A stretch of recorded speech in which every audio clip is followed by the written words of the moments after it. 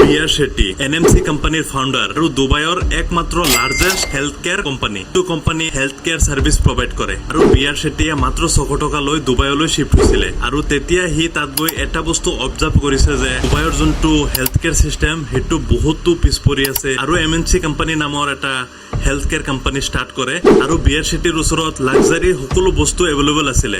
যেনে private jet, vintage কাৰ আৰু Burj খালিফাত দুটা ফ্লৰো আছিলে তাৰ। কিন্তু এটা টুইট কৰাৰ ফলত 12,000 কৰোৰ টকাৰ কোম্পানীটো মাত্ৰ 74 টকাতহে বেচিব পাৰে। এই টুইটটো কৰিছিল মেডি ৱাটাৰ্ছ ৰিচাৰ্চ নামৰ কোম্পানীৰ